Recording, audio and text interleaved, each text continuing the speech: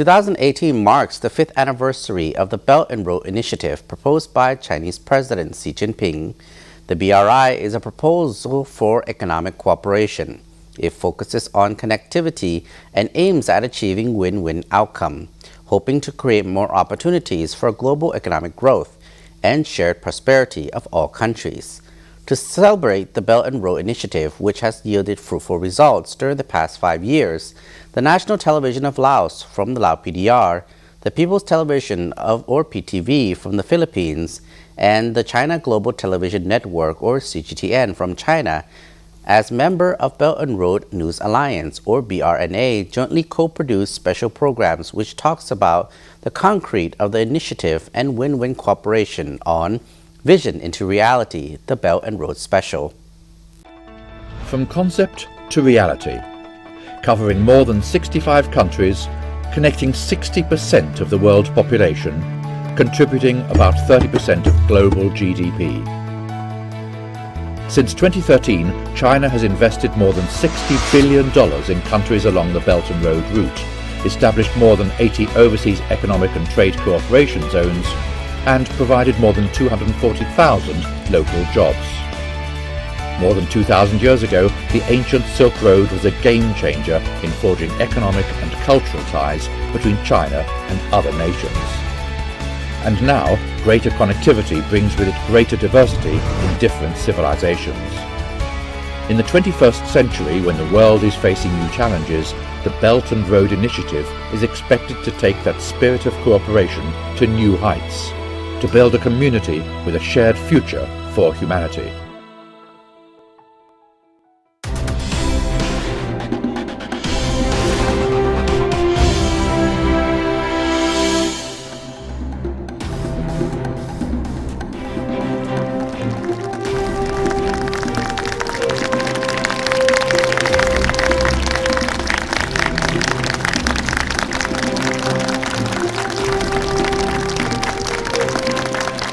Hello and welcome to Vision into Reality, a special program on the Belt and Road Initiative, jointly presented to you by China Global Television Network, People's Television Network of the Philippines, and the National TV of Laos.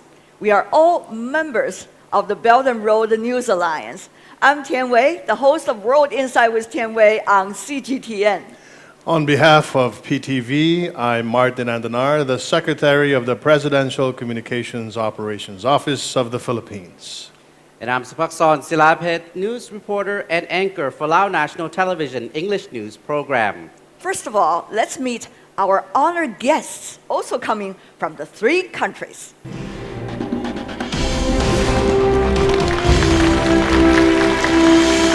Mr. Fu Jun, Academic Dean of the Institute of South-South Cooperation and Development at Peking University. Mr. Ivan Frank Olea, Minister and Consul General, Embassy of the Philippines to China. And Mr. Latanamani Kunivong, Vice Minister of Public Works and Transport of Laos, and also the Chairman of the Laos-China Railway Project Management Committee. And sitting there in the audience, we have experts and friends coming from the 3 countries and many other along the Belt and Road Initiative. A warm welcome to all of you. Thank you for being with us.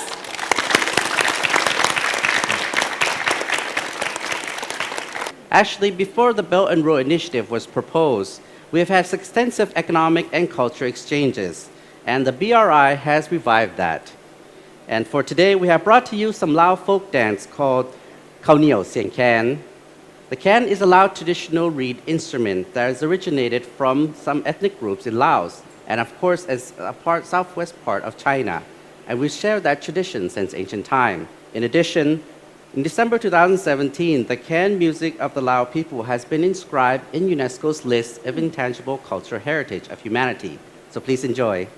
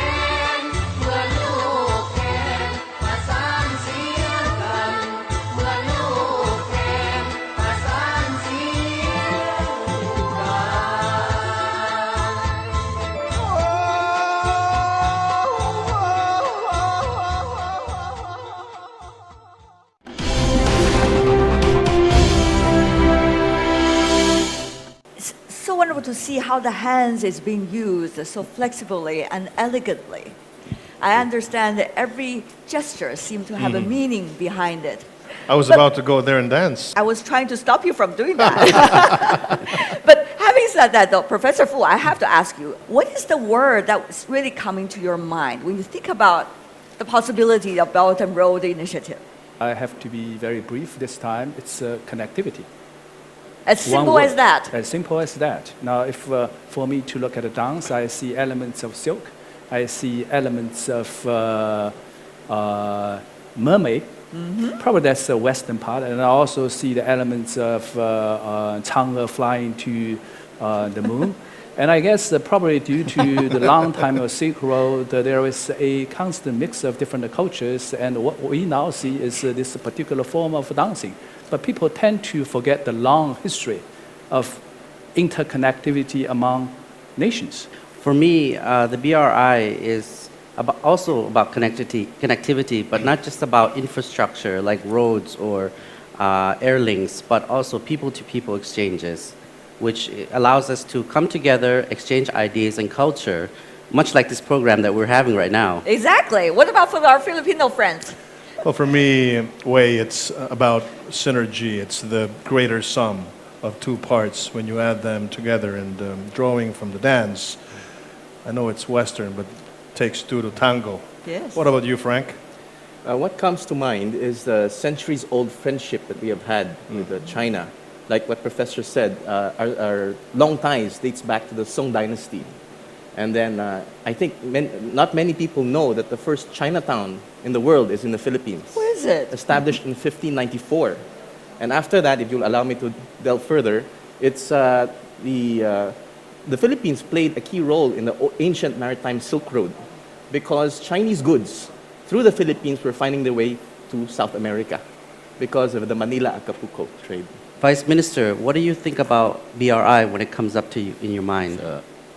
I think this strategy is focusing on two things, namely the connectivity, and the second thing is about the cooperation. Then I think the progress of the implementation of this strategy has been greater than many people expected. I think, for example, in my country, the mega project has been already realized, namely the China Railway. As mentioned already, Laos and China has enjoyed fruitful cooperation in various sectors, including infrastructure, trade, financing, and education. And it's the first, as there's various projects that are happening in Laos. First up is the communication satellite project that was launched in November 2015. The next is the Vientiane Sai Seta Development Zone, which was jointly initiated by the governments of China and Laos. And of course, lastly but not least, is this Laos-China Railway project, which will greatly allay concerns of transportation for many foreign companies that are investing here in Laos. Prime Minister of the Lao People's Democratic Republic, Thongloun Sisulit, has reaffirmed that regional connectivity will be realized after the completion of the railways linking China to ASEAN member nations. แล้วในเส้นทางของจีนมีผลดีและผลในทางบวกต่อลาวโดยตรง He was responding to questions raised by the foreign media recently. The premier was also asked how Laos would benefit from the One Belt, One Road initiative. He said Laos was benefiting directly from this program, which had resulted in the ongoing construction of the almost $6 billion railway linking Vientiane to the Chinese border. People from both Laos and China have enjoyed media reports that the project officially begins construction on December 25, 2016, after the groundbreaking ceremony was held on the occasion of the 4th anniversary of National Day of the Lao PDR in 2015. The start of the construction work was also marked the 55th anniversary of the establishment of diplomatic relations between the two countries this year and lift the relations to a new stage. The project will link the Mohan Boten border between the two countries in Luang Nam Ta province, passing through Udom Sai, Luang Prabang, and Vientiane provinces to the capital city of Laos. The project is scheduled for completion in 2021. The project is a part of Laos' development goal of transforming the country from landlocked to land-linked, and also to promote people-to-people exchanges and a deeper understanding. As of September this year, the railway was 40% complete. The railway, which will cover a distance of 427 kilometers, is slated for completion in 2021. This is the first overseas rail route linking Laos to China's network.